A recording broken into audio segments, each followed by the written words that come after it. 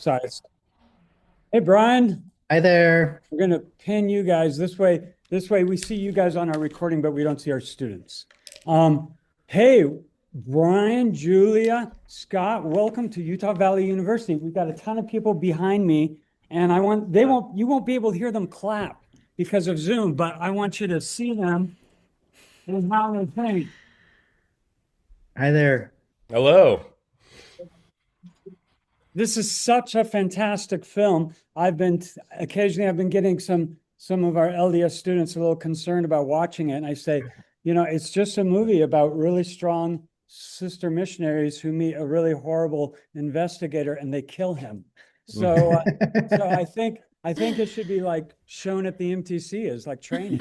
Yeah, that's a good log line. I can't say we've ever heard it that bluntly, but I like it. Yeah. So I'm going to ask one question, and then we got a ton of people here who are going to come up and ask you other questions. Great. And Cool. we'll go. You guys are in Iowa right now, or Yeah, where? we are. Yep. Okay, all of you. Okay. So that's a question in and of itself. But It is a question. but I'm going to ask one question. It's one question I've been thinking about, and then we'll turn it over to them. And it's about Hugh Grant. And so my question is about, as you were writing this, was he on your radar? And as he came on board, how did the project maybe change? I feel like Brian and I have a process where we try not to envision anyone during the writing process, and part of that is because there's never an actor that fits perfectly with the character you're writing, but also once you're done, there's never the character can't fit into a certain actor, and you don't want to like disappoint yourself either if the actor's unavailable.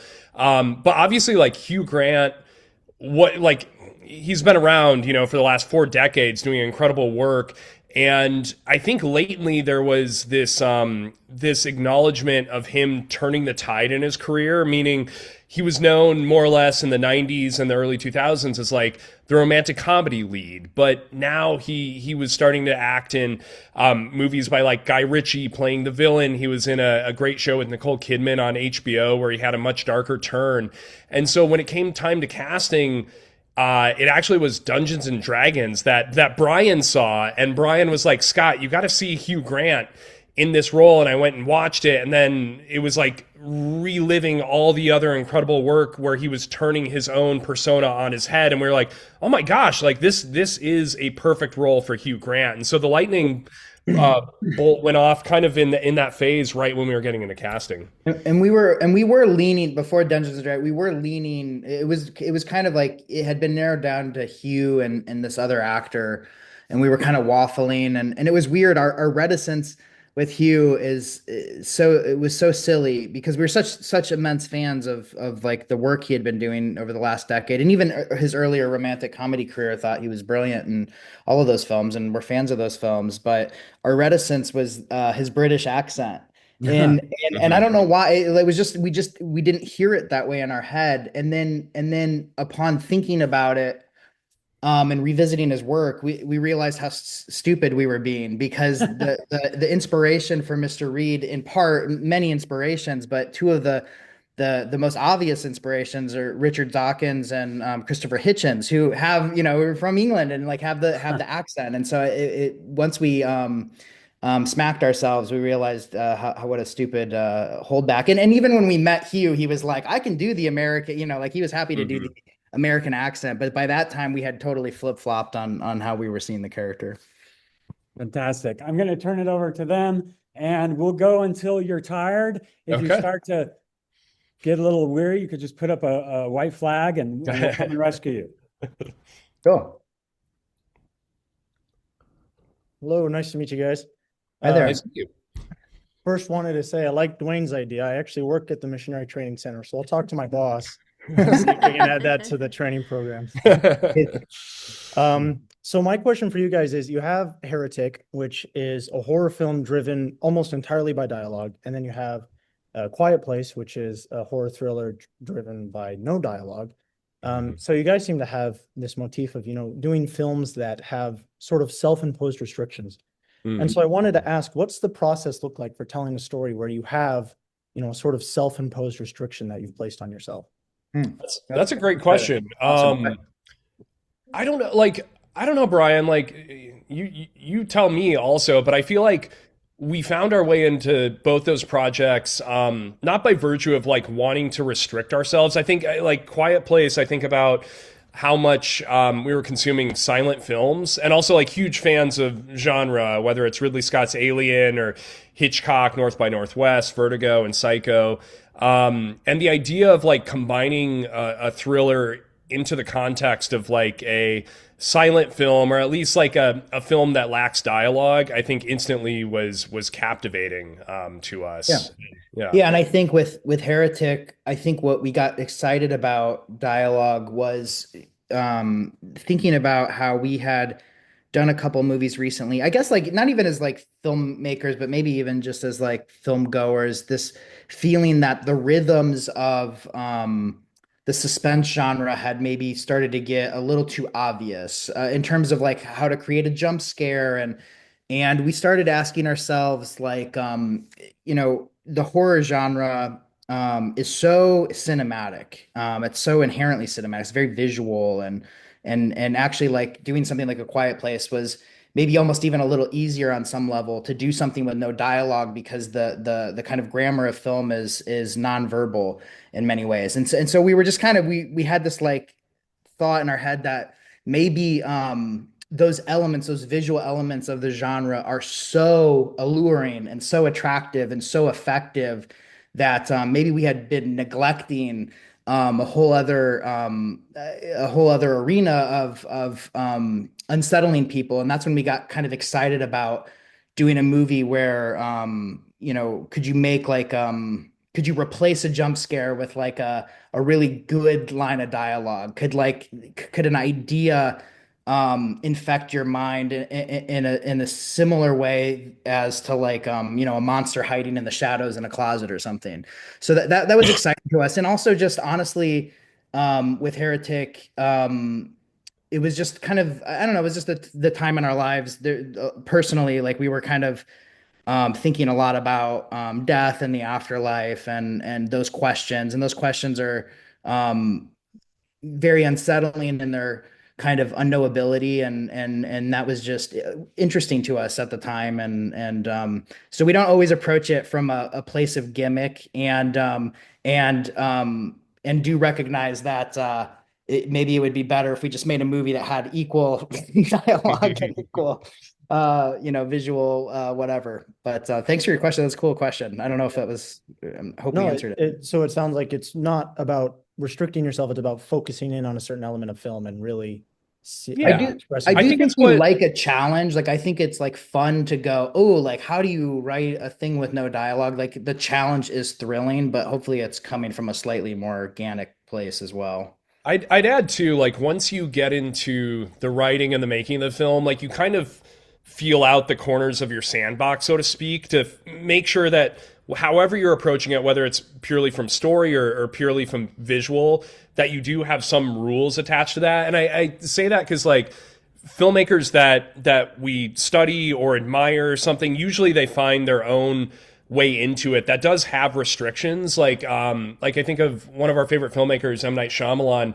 He's somebody that can do films that have a giant scope in terms of like what the world is, but he will really make it as minimalist as possible, meaning like focusing on like few small characters. And that's his style that he appropriates. On the opposite side of the spectrum, you have Michael Bay, who, does giant canvas films, and that's his own type of restriction, I suppose. So I think, whenever we're approaching something, even with A Quiet Place, we're like, okay, it's a post-apocalyptic film. We don't necessarily want to see how the rest of the world has been affected. We want to focus on this family because this family is the backbone of the story. So you kind of like start feeling out your restrictions, even if they're not like overtly self-imposed. You start kind of feeling around in the dark, and eventually, I suppose they emerge once the film's out there for everybody to watch. Okay. Yeah. Well, thank you. I appreciate it. Yeah, absolutely.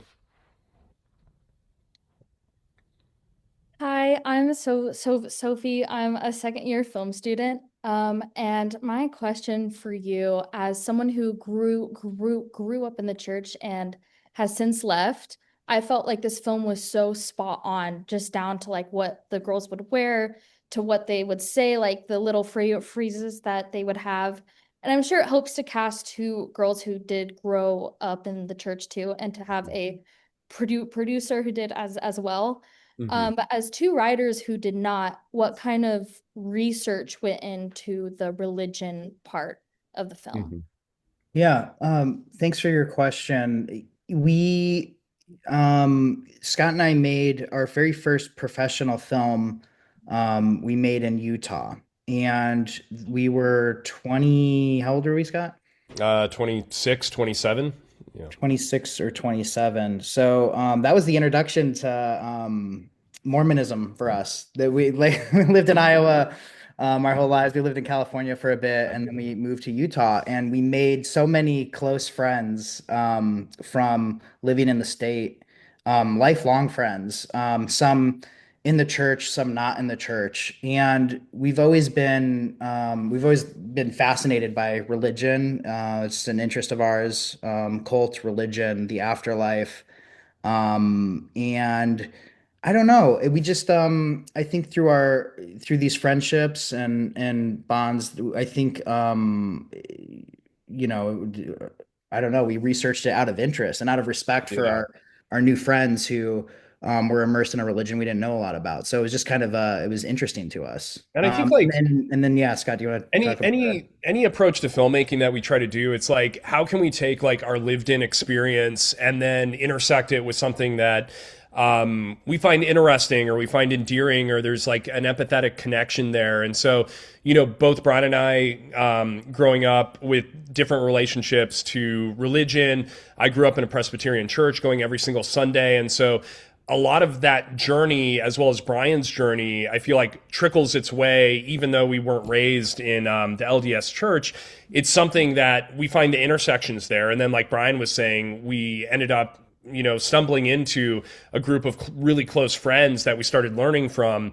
And so applying like our lived in experience with their lived in experience with an interest that we have, those things always coalesce. And I mean, those apply to every single film that we made. We made a dinosaur film, and never having lived with dinosaurs, like, you take your imagination and you run with it. But I think this film, more than anything, it was important to make sure that we're being as equally respectful to all points of views, and make sure that we were being as representational as we felt like we could be. And so what you already raised, having two actors that were raised in the church, as well as a producer, those were people that we also had an open sounding board to make sure that we felt like something would be accurate. So the producer, Julia, who's on this call with us, was raised Mormon, and Yes. And as we got closer to production, my younger sister served a mission in Uruguay, and as we got closer and were consulting on costumes, she was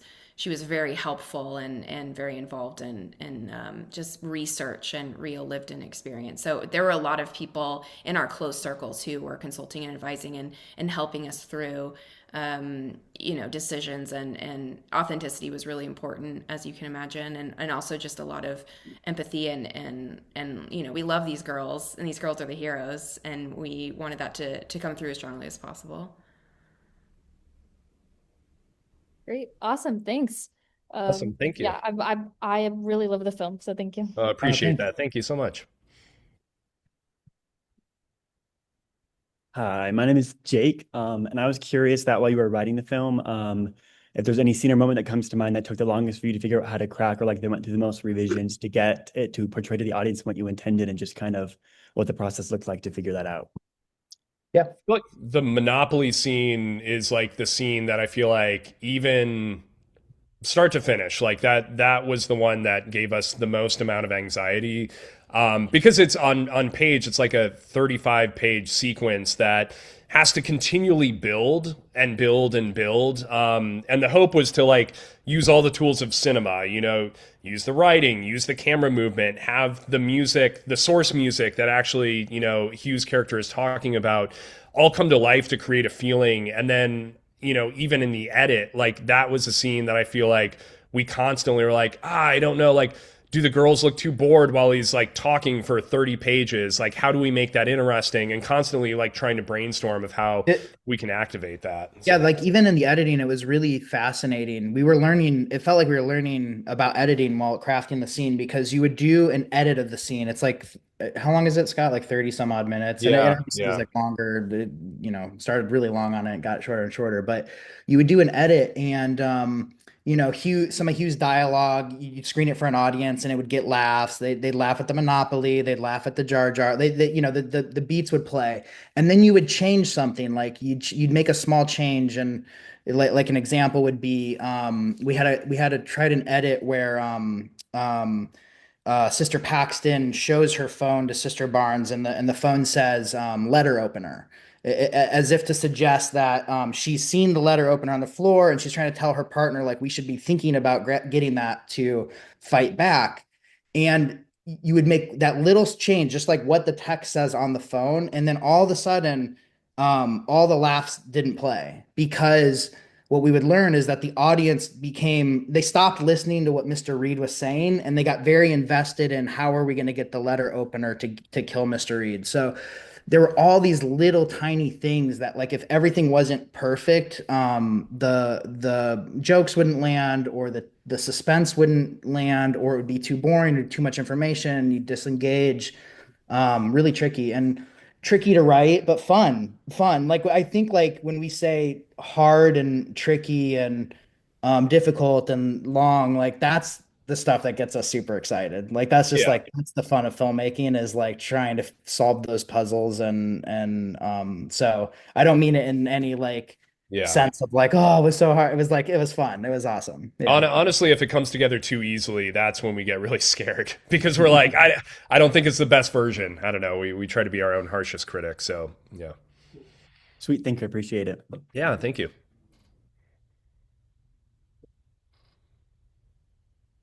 Hey, my name is Fox. This is actually my second time watching this movie. I was able to catch it in theaters. Oh, cool. And one thing that I think is really fun about this movie is like the small details that you guys reincorporate later. And watching it a second time, it's fun to like catch those details before they're reincorporated. Mhm. And it's really satisfying. And I wanted to ask you guys about your writing process when it comes to that. Like, how do you guys keep track of those details, and how do you guys go about reincorporating them? I guess. Okay, well, that's a great question. Thanks so much for seeing it twice. That means a lot, and it is one of those movies that we always felt like we hoped people would watch it more than once. Like we hope that the what the movie's driving towards is challenging enough that like a second viewing would either substantiate, like we like the idea that like people have an interpretation of the movie and then they have to check that against the movie the second time, or in conversation with friends and family. So appreciate you taking the journey twice. And I think, Scott and I think in setups and payoffs a lot. We do it both ways. Sometimes we know we want to build to something downriver in the story, and so we're engineering a moment specifically for that. Sometimes we write, a thing later downriver, and then and then kind of retroactively try to set it up. So I guess it's different every time, but it is. I don't know. Am I answering this question very well, Scott? I think it is like a degree of setting up as many things as possible. Like I feel it in some of the projects we're writing right now, where there might be like 15 things that currently are being set up in the first like 30 pages of the script. And honestly, like maybe half of those at most will survive into the third act and the final draft. Overwrite, plant more things, and then like some of these are going to get stripped out. And I think you find what becomes more important, but then the process beyond the writing also continues, meaning, there's visual motifs or sound design elements that we realize, oh, let's put this in the first like 15 minutes of the film, and then even if the audience isn't aware of it, like we'll bring back the essence of like that water dripping in the third act, and it'll take on a different life, and there becomes like a subtle story arc, to put it bluntly, like that you kind of trace. And so I think those plant and payoffs, to us, like our favorite stories are those. You know, the Memento was a movie. Christopher Nolan's Memento was a movie that we were floored by when we were in high school and saw that for the first time, and saw it like 6 different times. And I think the storytelling, when you can think 2 steps or 3 steps beyond what an audience is expecting, a lot of times that's like plant and payoffs that are atypical or not predictable. And I feel like in the culture of film right now, the worst thing you can do is be predictable in your filmmaking. So we're always trying to like challenge ourselves of how can we surprise the audience with something that was right there the entire time, but they weren't expecting it to come back. Right. Try to play chess. Yeah, absolutely. Yeah. Sometimes we play checkers though, so or connect four. Yeah, Right. you don't win them all. Yeah. Thanks, guys. Yep. Thank you.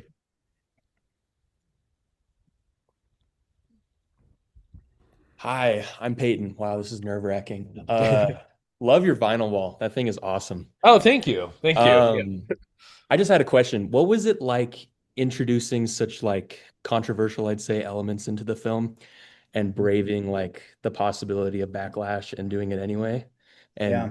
talking about stuff that really no other movie is willing to? I was just curious what that's like. I mean, We I think thought- like I thought it was Oh, going to go- be, well, I was just gonna say, we thought it was going to be a lot more explosive. Like, I do think we were like, but I don't know, like the discourse is, I don't know, pretty explosive at this point. So it's almost hard to, it's almost harder to offend people on some level. What do you think when you hear that? I just think it was like the topic of religion was something that Bryan and I have been so fascinated with over decades. And we felt like rarely was there a movie that really was talking about it. And so I think it was like an exciting place for us just to spill the discourse. And we had no expectation if people would want that or not. I mean, to the point where we have this default mode when we're working on a new project. We're like, what's the lowest budget we can make this project for? Because there's no guarantee we'll find financing. There's no guarantee there's an audience built in for it. Heretic was very much that. I mean, I think we fully expected, the 3 of us, that Julia would be scrounging around to fundraise money or something, and that we'd have to make it on a very scrappy level. And so we were very fortunate to have partners like A24 that saw the potential in the material.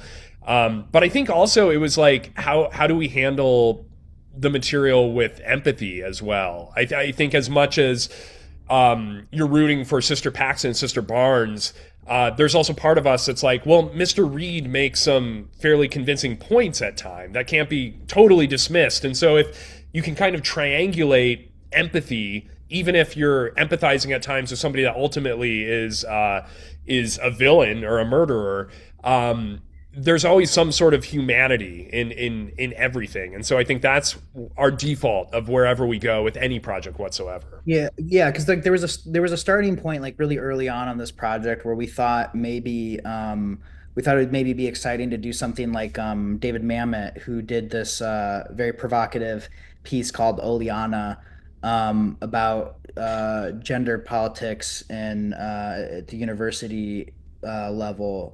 It's almost kind of like a precursor to that Luca Guadagnino movie that came out earlier this year or last year, After the Hunt.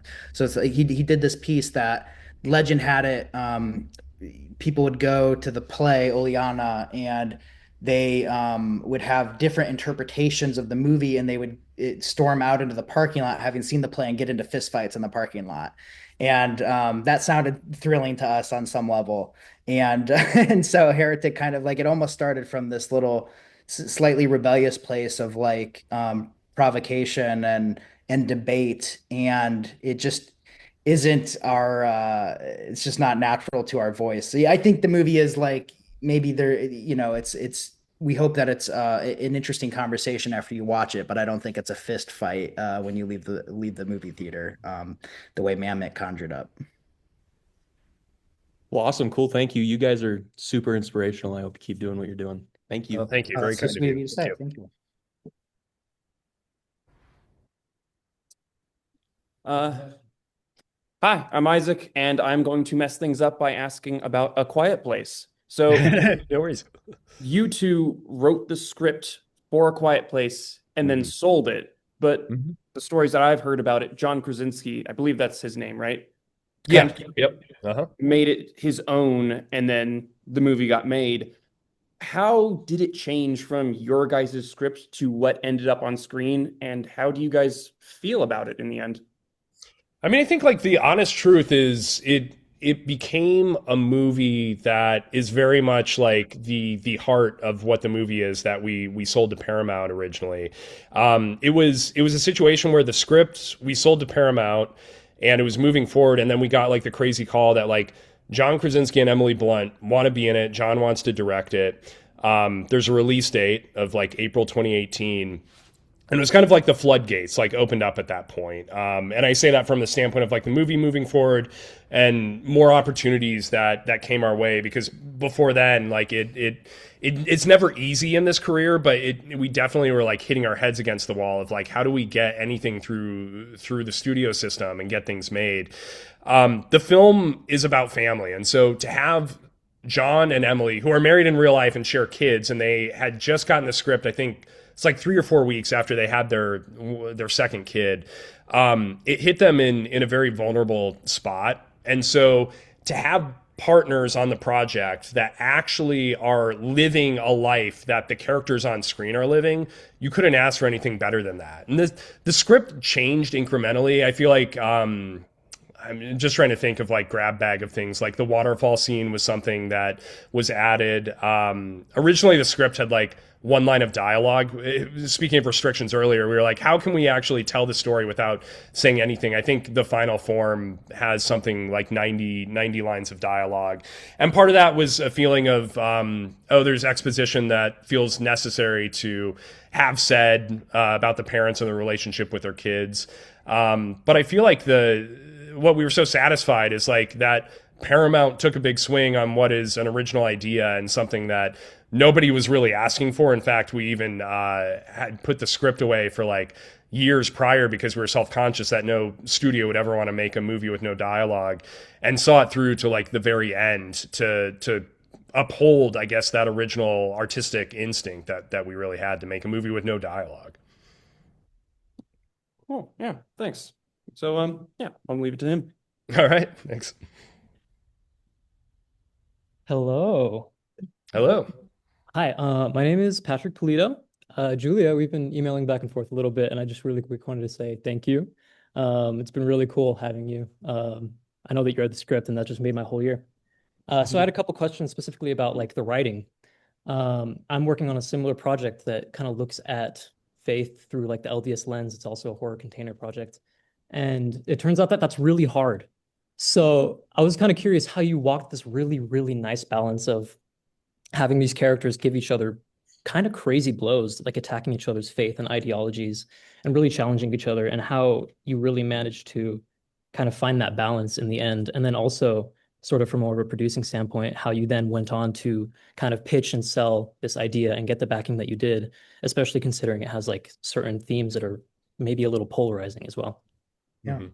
Well, I'll let Julia speak to the setting the film up. I think our thing, especially on Heretic, but really it's become a goal of ours on every project that we write. We keep saying like we had like a lot of like our favorite writers growing up. Cameron Crowe, who did Almost Famous, and Jerry Maguire, like Sofia Coppola. Watching her work like Lost in Translation, like a lot of our favorite writers would always do this thing where they just like spilled their gut on the page, and you watch their movies and they're so personal that you don't really have to guess at what their obsessions are or what they're scared of, that it comes through in the writing and in the characters. And so we were trying with Heretic to apply that to the whole film. And so when you're talking about a dialogue of characters engaging in intense debate and delivering blows, I think we were just really examining our fears and things that make us uncomfortable or scared or sad or angry, and putting that lens through every point of view, which tends to be how we look at the world, which is you know what I'm saying? Like we're certainly not LDS, and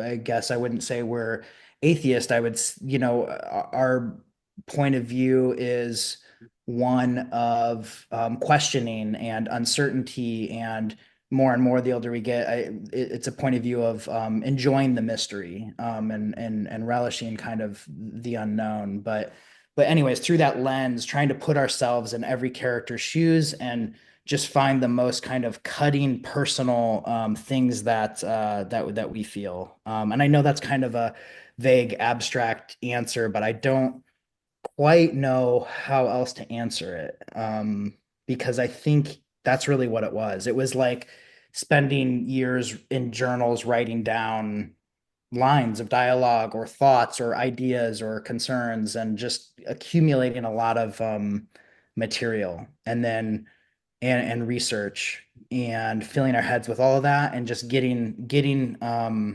it almost felt like training for a like marathon or something. I don't know, like filling your head with exercise, and then when we felt ready, then we felt confident that we could sit down and write and get the characters talking, and that they would be fluent and articulate and have strong points of views and ideas, because we had done the work, if that makes any sense at all. Yeah, that's great. And then from that producing standpoint, probably more for you, Julia, like how do you go about then taking that script and then moving forward with it and pitching it, selling it, especially to somebody as big as A24? I feel like that could be some really helpful advice to a lot of us. So there was definitely a moment where, well, let me back up. I first heard the premise of this movie when I met the guys in 2013. So when you talk about spending years and years of doing research, they were really doing that. Like they had written, I don't know, guys, it was maybe the first act. It was like the girls getting to Mr. Reed's house or so. And they, I didn't read a draft of this until 2022. So that was about 10 years until I read anything. And there was definitely a moment. I mean, the first time I read it, it was so personal, and obviously being raised LDS, it was so personal and so beautiful. You know, I was like really overcome by what they had done, and was very, very excited by the challenge of everything they talked about with the opportunity for cinema and using dialogue and using ideas in this genre space. But there's definitely a moment where we were like, maybe we're the only ones that are going to understand this movie, because it was so personal. And I think what the guys were talking about, and that was the exercise. And so that whole, everything that is raised and discussed, or like conversations, we've been having over the years, and things that we're interested in and want to explore more. And so as far as turning it into getting it up on its feet. So the process on this movie, very early on, we understood that this movie was makeable in a way that it's contained. It's a handful of characters in a house, essentially, and you can do it for a number of different ranges. But we knew that in a worst case scenario, we could do it for very little, right? And so we kind of went out and started having conversations with buyers, very open-minded as far as like what the budget should be. We knew that it would be somewhat dependent on what actors we were talking about bringing on. But process-wise, how we did this was we had the script. Obviously, the guys were directing. We decided to partner with someone who could help us position it in the marketplace as genre, but also help us guide the movie through and be positioned appropriately with the buyers, and help us when it came time to talk to actors. And we talked to a handful of producers, and ultimately ended up partnering with Stacey Scher, who is one of Tarantino's go-to producers. She also she did Pulp Fiction, she did Erin Brockovich, she did Contagious. She's a legend, and we were so lucky that she wanted to do this movie with us. So it was us and Stacey, and we ended up, like I said, we started approaching the conversation about putting the financing together, very open-minded, and we're focused on as much control as possible, not just creative control, but also momentum control as producers, and wanting to be able to support the guys in making exactly the movie they wanted to make, because the movie is so personal. And we were very lucky that we had an opportunity to make the movie with A24. And when they came to the table and said that they would guarantee a theatrical, we were like, okay, I mean, we have to go with A24. That's such like a rare and unique experience in this moment. So very, very lucky that that was on the table from the beginning. So this was before we went to go make the movie. We knew the movie would have an opportunity to have a theatrical release. And then, did you want to jump in? Oh, I just wanted to say, like, one of the things that we were always told when we were younger filmmakers that is so true to this day is that we were told that everyone in Hollywood is starving for good material, and that a strong script like is really the lifeblood of the industry, and people will rally around material. And I do think that that's still true. And Julia, I feel like you and the producers and the agents did a very good job of creating competition with the material, like getting kind of letting the script leak out to some of the agencies and getting different actors, agents, and Julia, maybe you could talk about that, but like getting some of the actors, agents, different like movie stars and stuff, getting them starting to like compete over the material, like going like, oh, I want my client to be in this, or I want this role for my client. And that creates kind of a buzz and a momentum that can be really helpful for an independent film in particular, when it feels like you're kind of engineering a kind of a groundswell of attention over something that It's true. And it does start with the story. It does start with the screenplay, and the guys also wrote it on spec. You know, with where they're at, coming off of what they had been doing. You know, they could have gone up for an assignment, but they're like, we want to write our thing, our passion thing. We want to put it all out there. We want to do this. And we also know we can make this movie for very little. So we were going out into the market being like, this script is very specific, and it's there on the page, and it's very makeable. And we have, the guys, and we have Stacy. Like we had, and then it's true. We were in this very fortunate situation, very, very blessed. Thank you to the movie gods on this one, but it did leak to the other agencies. We were all repped at CAA, and it did leak to the other agencies. So we were getting some very fun incoming calls and incoming interest. I won't go too much in the weeds because it's probably so boring. But essentially, we had a couple different avenues to get the movie financed. We decided to go with A24 because they guaranteed theatrical, and they agreed to let us do this as a negative pickup, which means very quickly that A24, before we went to make the movie, we knew they would be distributing the movie, and they just gave us we made the deal with them that they would be distributing the movie. We took that piece of paper, that deal, and we got a bank loan.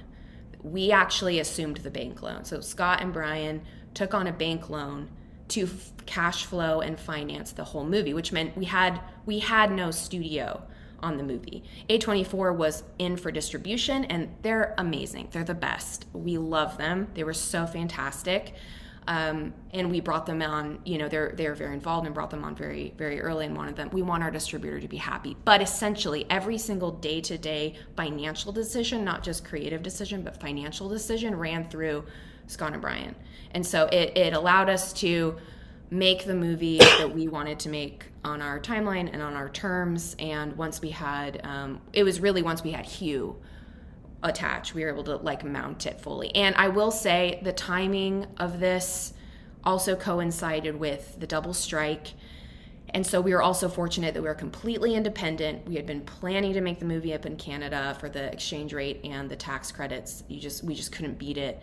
We made the movie in Canada. So we were able to check all of the boxes that allowed us to continue producing and making the movie during the double strike. Very, very fortunate timing. And it also meant that a lot of it was A plus crew was available in Canada. So I mean that was a little miracle in and of itself. So all of these things kind of came together at the right time, the right place, allowed us to do this. And so A24, a fantastic partner. We love them. They really showed up for us for marketing and guiding us through, the rollout and release. But it was a very unique situation in that they were game to work with us on the financial control and momentum of how we were making the movie. Yeah. Really, really specific and unique, but would love to Honestly, replicate that for all of them. Yeah, I think the overall writing thing that we encourage, like any filmmaker, no matter where they are in their career, and something we employ, is the independent spirit of like hell or high water, this movie's going to get made. Us taking ownership of the film financially meant also taking ownership of it artistically, and having been in situations where that's not the case, or you're seeing money spent in the dumbest ways possible, you want to take accountability for that. And it's more work. Like you're constantly like getting granular with like, why are we spending money for this? And is that really the smartest way to do it? Or can we get a little scrappier like we did when we were 17 years old shooting movies for no money whatsoever in Iowa? That's the spirit that we try to carry forward, even if you're working with A24 or working with Paramount or Sony or like bigger entities. And I think that's also what keeps you nimble and excited too, to find new ways to do things that other people might just be stuck in their old ways of doing. All right, well, thank you so much. That was super insightful. I really appreciate hearing from you all. Julia, it was great to put a face to the name. And yeah, thank you so much. Awesome. Thank you. Hey, how you guys holding up? It's getting pretty late, and we got a lot more. We got a line here, so we'll go until Doing you're right. ready to quit. So We're doing okay as long as Yeah. all aren't bored. But if okay, we're bored, I don't think anyone's bored. Not bored at all. Hi, Julia. Hi, Scott. Hi, Brian. I'm Brexton. I'm third year in screenwriting, actually. Great. I read the screenplay for Heretic last night and then got to watch it again today. So I was struck by your writing style and got to see that immediately from script to screen, which was a wonderful opportunity for me. I wanted to ask you guys about your format and writing, because I noticed a few things that were unconventional or non-traditional, like putting images in screenplays, playing with font size, all things that I ate up when I was reading it. But I wanted to know where the decision to have that done, when the decision to do that was made, and why you stuck with it until the end, especially considering that most people wouldn't read the script.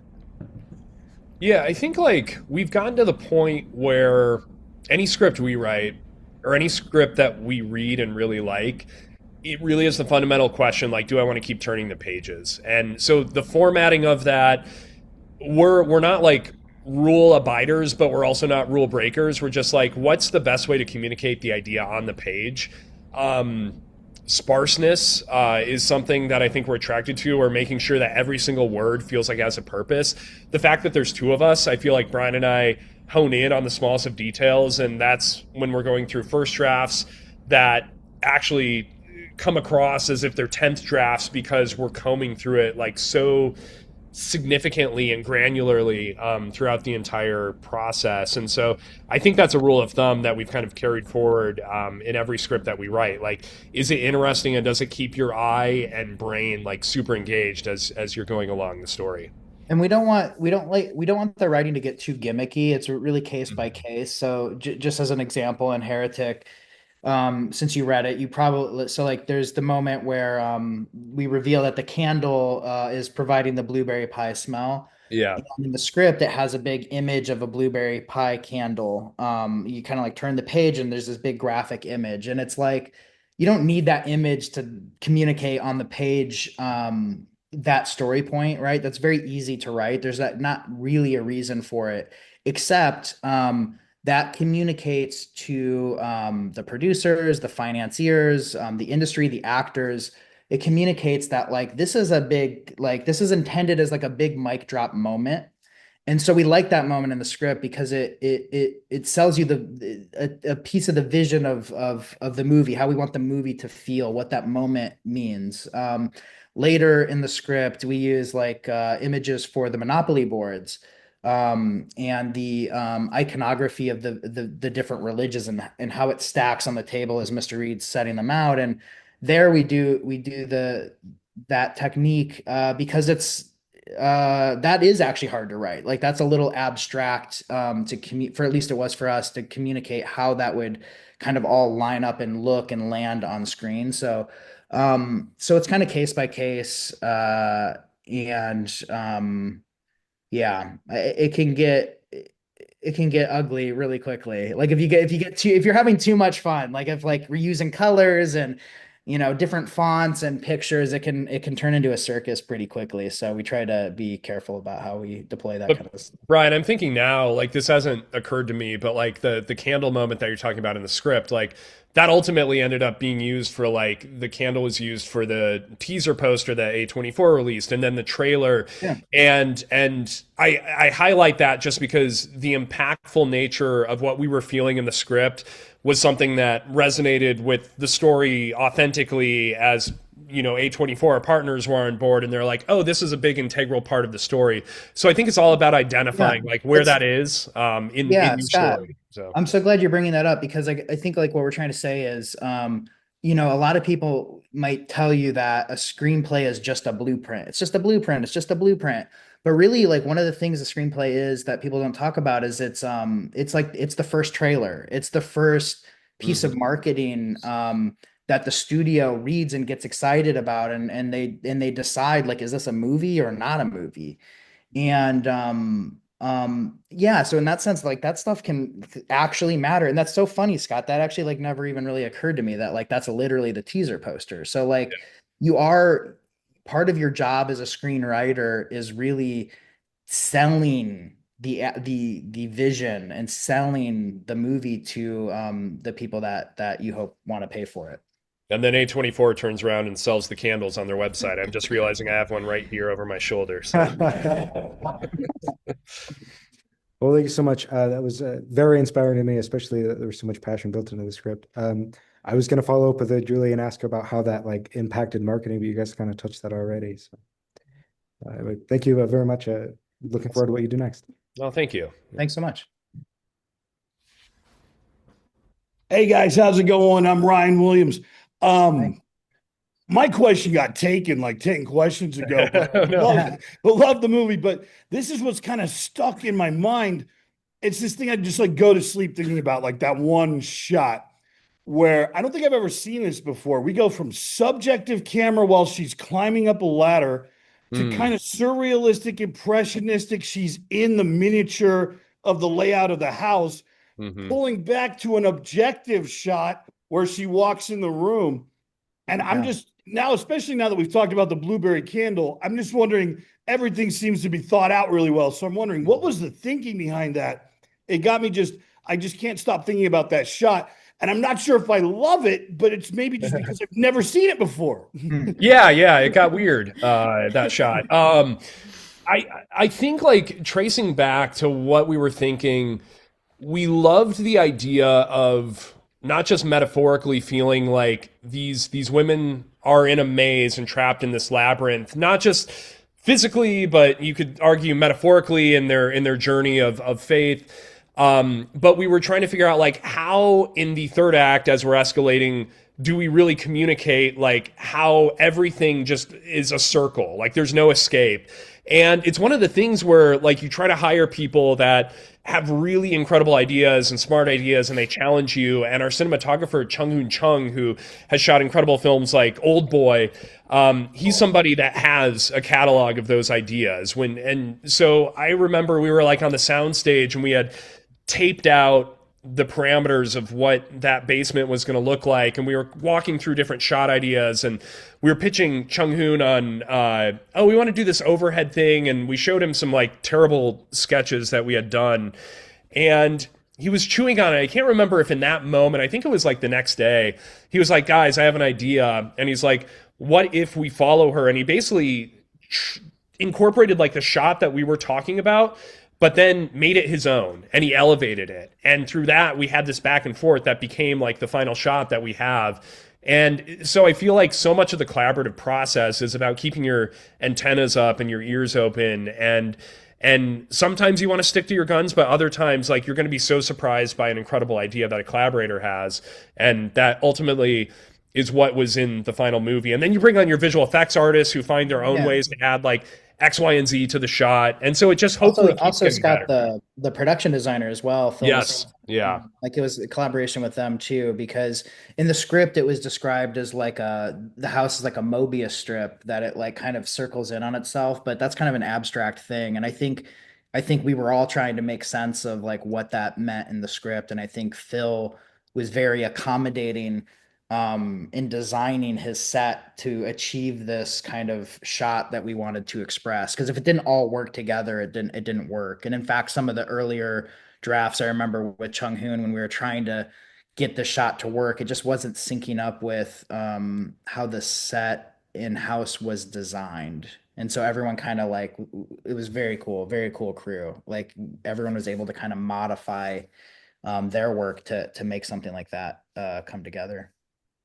Yeah, it was really cool. At any rate, it was really cool. It just bumped me out because I was like, I've never seen anything like that. But now that you tell me it's the old boy cinematographer's idea, I go, I gotcha.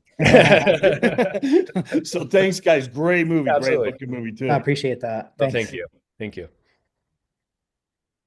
Hello, my name's Ray. I'm a sophomore in post-production. I'm very curious about, of course, you talked about music earlier, but for sound, I'm a little more curious about finding the right sound for clicks and bangs and thuds and finding the right timing for them as well. Yeah.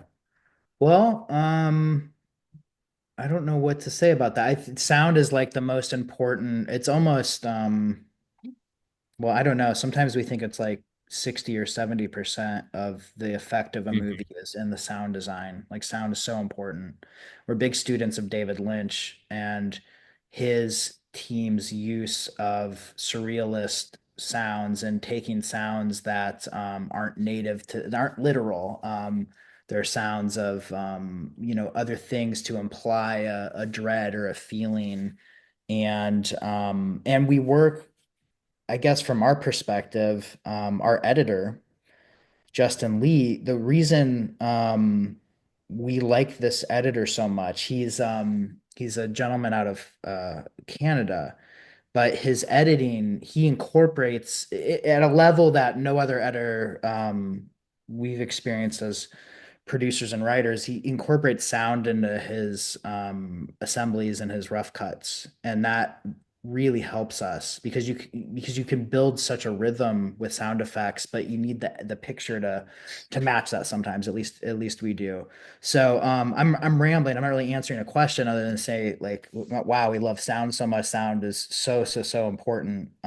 Scott, You guys start thinking about it as you're writing the script. Well, yeah, I mean, we we write. think about it every aspect in the script. It's Yeah. like even like our script for A Quiet Place is like sometimes you'd have like a blank page and it would just have one word and it'd be a sound effect to kind of create, to suggest this feeling of like the impact that sound can really have on a picture. And an example in Heretic, like it was during pre-production that we were like, oh, the water tipping device, the Shishi Adoshi, we're like, oh, let's incorporate that and just put it in a side room, and we can then have this methodical dripping that at first just seems like, oh, it's just a leak in the ceiling.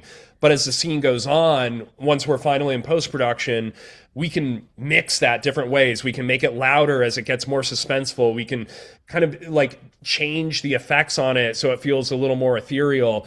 And I think like one of the key things that we always think about when talking about sound is like, and talking about specific sound effects, we talk about it through the sense of emotion. Like, what are you trying to feel there? And an example of that would be when Paxton and Barnes are locked in the basement. They go to the top of the stairs. They're like looking underneath and they're trying to get like the matches, and Reed walks back into the room. There's a moment where he slams the door shut.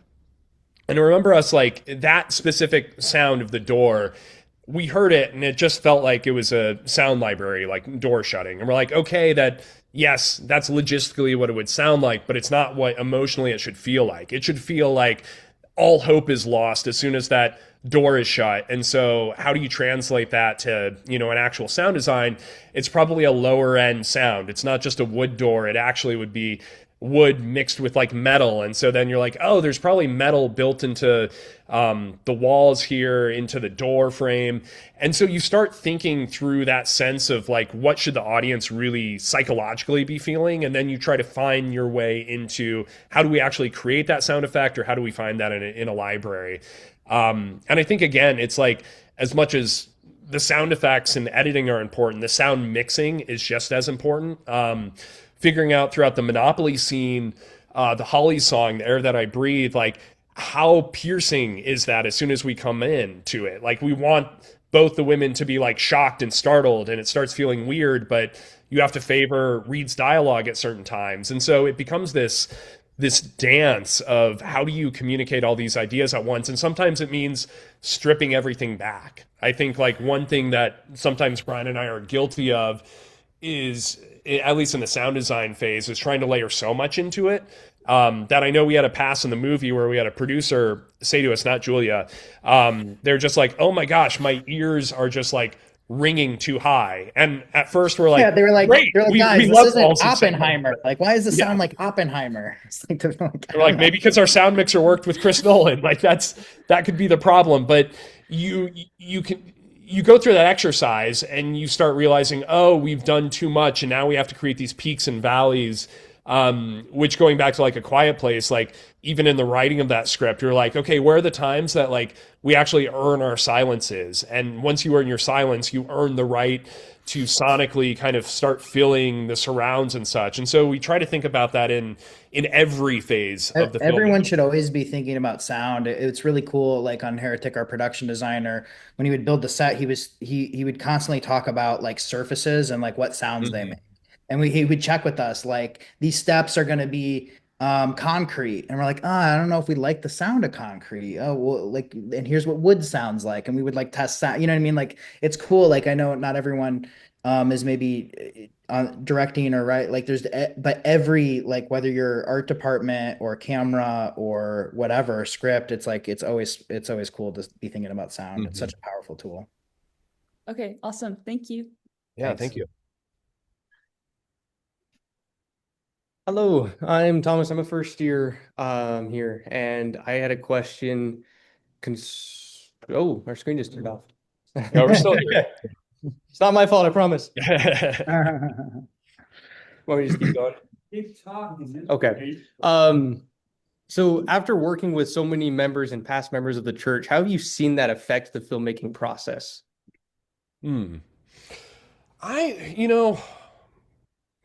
That's an interesting question to answer. I feel like the authenticity is the key to like being as truthful as possible. And of course, like everybody has their different points of views. Like I think definitely as somebody that did not grow up in the LDS church, there's a perspective that it's like, oh, is there only one simple way of like being in this religion or being in that religion? I married into a family that practiced Judaism. And so all of a sudden, once you kind of see somebody as a human being, you realize how multifaceted it is. And so I think like one of the beautiful things about making this movie is getting to see so many people that, like Bryan said earlier, like we know a lot of people that are in the church, a lot of people that were in the church and then left, and seeing that multifaceted relationship that they have, and everything always feels authentic. And it's kind of a tricky balance, because I think for us as filmmakers, it's like we can't just be looking at a single lens or a single perspective in the film. And so I think one of the beautiful things that we got through this experience is a reminder of like, how do you see the world through multiple lenses at once? And how do you apply empathy and understanding to that in a world where I feel like we're honestly devoid of that so often, whether it's through religion or politics. It's very difficult to see people for, a more human lens sometimes. And that's the beauty of film, to be honest. I think that's one of the reasons why we love this job so much, is you can put yourself in other people's shoes and actually learn a lot through that process of doing that. I don't know if that quite answered your question though. So if you have a follow-up or anything, happy to dive deep. No, that was pretty good. Thank you. It was a great film. Thank you guys. Oh, thank you. Hello, my name is Jay. Hi.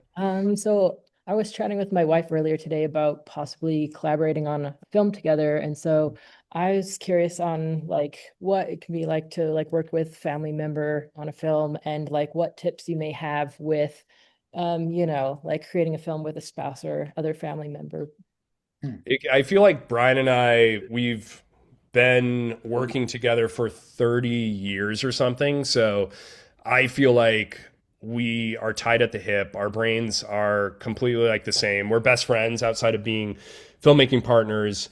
I think one of the benefits that you have in that close personal relationship is having like a shared knowledge, a shared experience, a shared taste. Those things are so important in finding a collaborator. And that's not to say like, there's not differences there. Like Brian and I certainly have certain differences in opinions, and occasionally arguments will flare up. Like that's one thing that certainly as close and personal as Brian and I are as friends, like that's one of the things that every now and then, like we're like, oh no, we vehemently disagree with each other. It's rare. Scott liked Noah Baumbach's Jay Kelly a little more than me. That actually was our most recent like flare up. And judge me all you want for anyone who has seen that. I'm happy to get into it with you. But it's honestly like it can be very rewarding. I'm not gonna lie, like there's some people that I know that have tried it and it can be very frustrating as well. But I do think the close personal aspect of like you share a life and in that you share a vision as well can be a really, really beautiful and constructive thing. So it's cool to have the film business is tough. Making art is tough, but it's so much easier when you have somebody that you care about that you can laugh with. Yeah, like that's because very there's a true. lot of failure, and it's like it's great to like kind of laugh and have somebody to be disappointed with you and excited with you when things go well. But yeah, I wouldn't know how else to do it. And I think creatively, I would I wonder like one of the things that's nice in our working relationship is the kind of organic competition of ideas that comes from a collaboration. You know what I mean by that? Like somebody has an idea and it's a good idea, and you're like, oh wow, that's so interesting. And what if this? Like, what if we added this? And then the other person's like, wow, that's I totally see that. And I also, it's like kind of I guess getting inspired by each other's ideas, but also challenging each other to push the material or the work further is a really cool thing too. Awesome. Thanks. Awesome. Thank you. Hey, we've got 2 more questions for you, all right? Perfect. Cool. Yeah. That's great. Hello, my name is Skylar Smith. I'm a senior here at UVU in the directing track. My question for you is, so I love Heretic, loved Quiet Place, loved 65. I think it's so fun that y'all tackle dinosaur horror. It's such an underused genre. But I was wondering, what lessons, experiences, inspirations did you take from making movies like 65 and Quiet Place and put in this one? Because they are just so tonally, drastically different. Mm-hmm. Yeah. Yeah. What comes to mind, Scott? I mean, I think there's something that follows in all those movies that I think it's like at that time that we wrote that script for each of those films, there was something that like felt so passionate about us that we were like, we can't put this script down. This is a movie that we have to see to the screen. We have to make. Even A Quiet Place, which we didn't direct, we were like, what's the path to get this made? It's not about just selling a script and then moving on to the next thing. It's like, no, we want to sell the script so that it actually gets made and through the pipeline. I think 65 was something that maybe in the final form is not as prevalent as maybe like the spec script, but it's a movie about a broken parental relationship and trying to like mend that. That's something that was like fresh on our mind, both as both Brian and I are parents. But I think Heretic was a little different for us in a healthy way, where we're like, okay, we're making these movies that you kind of enjoy with a bucket of popcorn, and hopefully there's more layers there, but that's kind of like the surface level that people are showing up to the movies for. And Heretic was just like, we're going through like a rough time in life, and we've been dealing with all these existential questions and pondering like what happens when you die, and those things just bubbled to the surface. And I think for both Bryan and I, we were like, that's what is calling us, and we need to move towards telling that story. And so I think more than ever, we were like, even if this is a movie that doesn't feel like it fits into a box, or you can see on a Friday night marquee at a movie theater, or in the top 10 list of HBO Max, movies to stream, it's a movie that we feel is worth making. You do have to, like, from a directing standpoint and producing standpoint, I do feel like you have to adjust your metrics for like, how do you get this movie made? Like Heretic was not a movie where we were like, we need the same budget that we needed for 65. Like, it's got to be much smaller, but as long as it's contained, we think we can get that made, whether it's with A24 through fundraising ourselves and making this for, $100,000. But I think first and foremost, it just starts with like, what are you most passionate about? It's not like, what do I think will be a cool movie that gets me to the next movie that gets me to the next and level myself up. Yeah, I that's think true. the success is really what makes you happy to wake up every day, even when everything is miserable. You're like, at least I feel like my purpose is to work on this film, and hopefully it'll be even more fun tomorrow.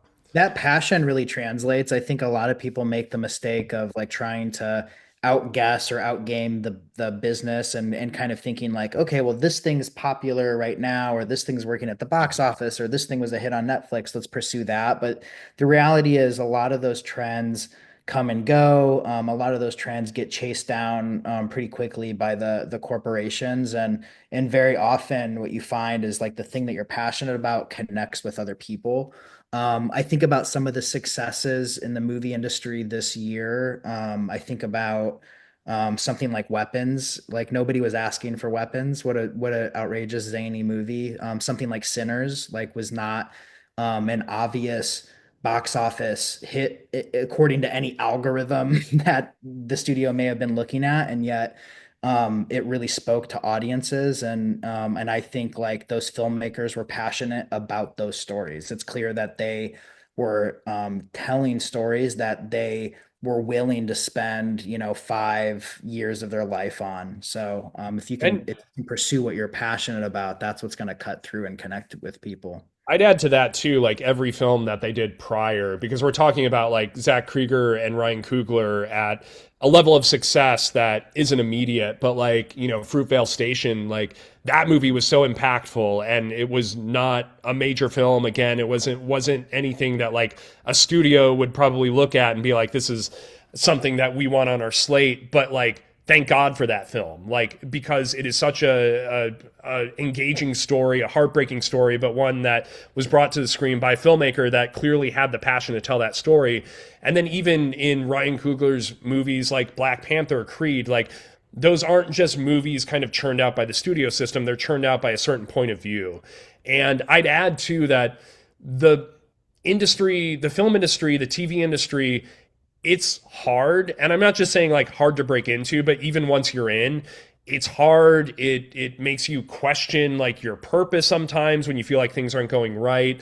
And I think Bryan and I like discovered that a few years into like being quote unquote professionals, being paid for this. And we started realizing like life's too short. Like, yes, there's still going to be hard days ahead, but we need to focus on things that we really love and honestly have fun with. And maybe that seems like an abstract notion, but like when you go day to day, you realize like, oh, there is a degree where this is a job, but it's a very fortunate job to have. And I need to enjoy it in order to keep having the energy to keep going and be passionate about telling stories. So like, yeah, you really need to like make sure you're telling the stories that you feel like you're made to tell, or that there's a reason why you're making what you're making, so that you don't burn out quickly or tire yourselves too easily. Yes, thank you so much. I'm so excited to see what y'all come out with next. No, thank you. Appreciate it. Thank you.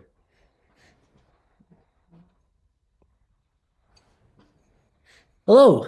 Hello. Hi, I'm Carson. I'm a junior here at UVU. I'm studying to be a director. First, I wanted to say thank you. I'm LDS, and I really liked your guys' interpretation of the church. I feel like some of the best interpretations when people ask LDS people in Hollywood in films is usually South Park, which isn't one of the cooler dogs on LDS people a lot, but I like this one because it still had question the faith, but it was still like it wasn't like rude. It like it's genuinely, and I appreciate you guys coming at this with empathy. That was really cool of you. So I just want to say that. Thank you. But my actual question is actually about directing. So with directing, I'm currently preparing to direct a short, and I'm learning to go through the process of pre-production and preparing the script for just shooting. And right now I'm doing like my director's pass of the script. And I just want to know, what are your guys' tips on preparing that script for production? What do you suggest looking out for in the script? To make sure that you're either prepared for shooting that day or in it, whatever may come. And did you write the script or did somebody else write the script? Someone else wrote the script. Okay.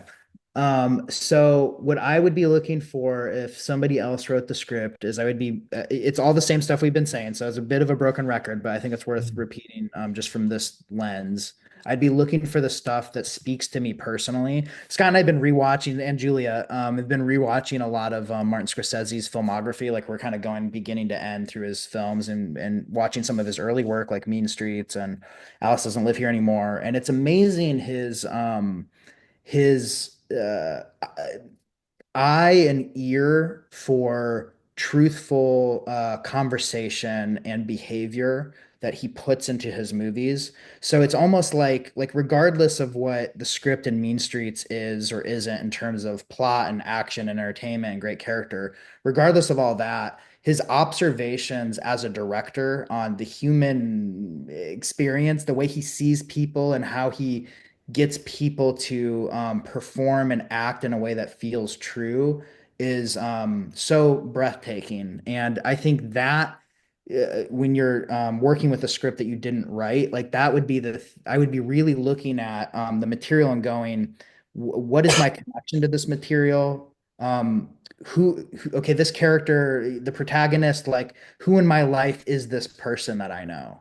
And that person that I know does this and behaves like that. And I'd be trying to think, I'd be probably writing and taking notes and thinking about how to inject as much of my personal human experience into trying to bring this material to life. And then I would be thinking about translating the script into cinematic ideas. Like there might be scenes in the material that read great and they're great on the page, but I'd be thinking about how to bring them to life. Scott and I love doing storyboarding with stick figures, like really bad storyboards, and it's always worth it, even if you throw them out. And I wouldn't be opposed to throwing them out in terms of like trying to capture maybe what the actors feel is more organic on the day, but translating and thinking about how you're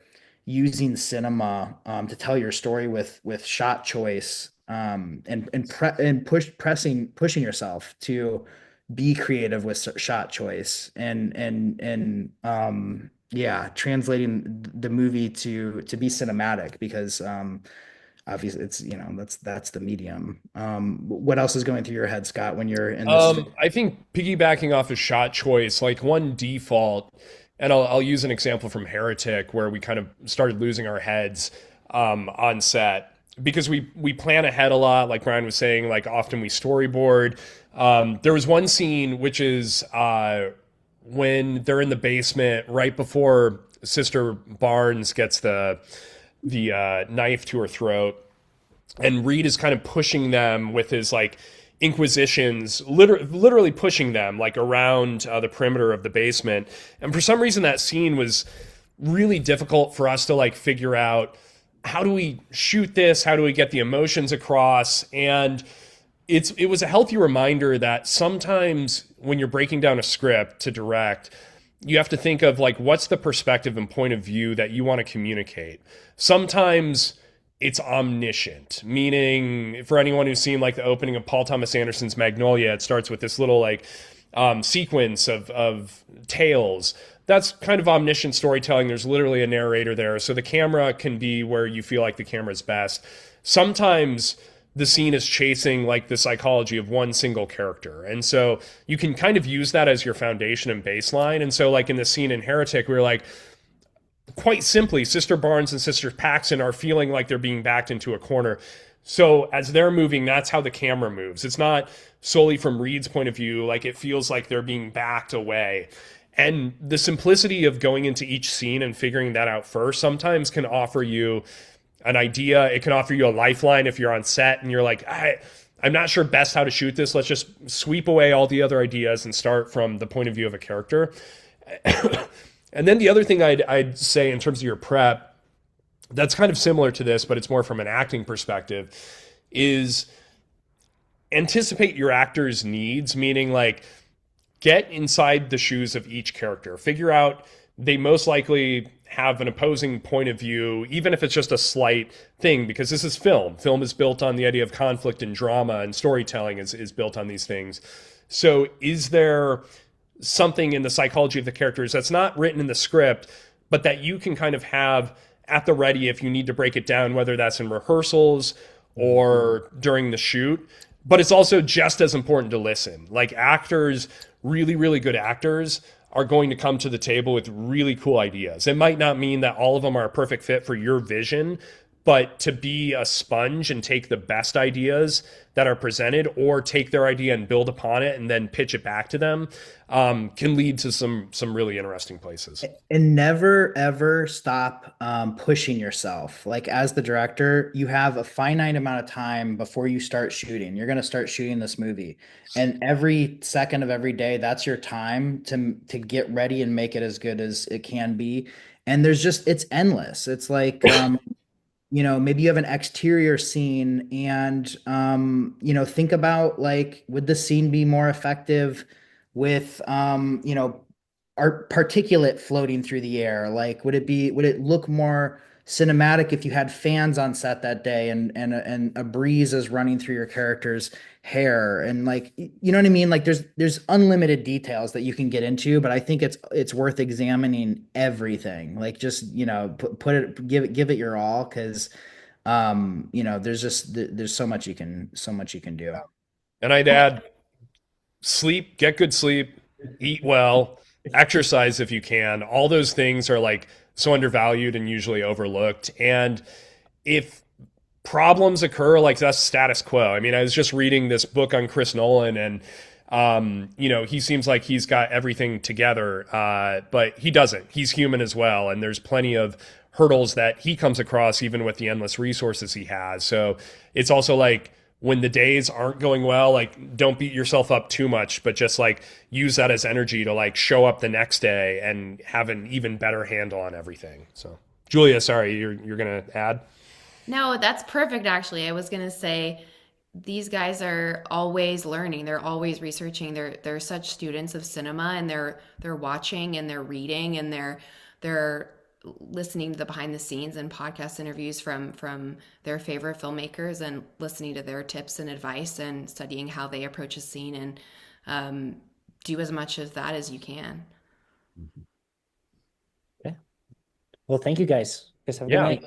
Yeah, best of luck. Yep. Well, all I can say is you guys have been so generous with your time, and thank you for your mentorship. Oh, thank you so much. I have two requests. One is if I could take a screenshot of you for our little thumbnail of this little YouTube broadcast with you smiling. So I'm going to count to three. Okay. 1, 2, 3. Beautiful. Now, my other request, we like to get a picture of you with some of these people, as many as we can fit down here. Is that okay? A little second? Okay. Yeah, absolutely. So, everyone, please come on down. And I now get to walk out here. Oh my gosh, we were on that This huge is the screen. fun part. We'll set you up so you can see what's going on over there. You see yourselves? We do. Yep. Okay. All right, everyone gather down there. I know you can't all fit, but try. Try to get down in the front here. Get down in front of the table. A bunch of people get down in front of the table because I can't see outside the screen. Okay, so come closer. Did you hear what I said? I can't see besides it beyond the screen.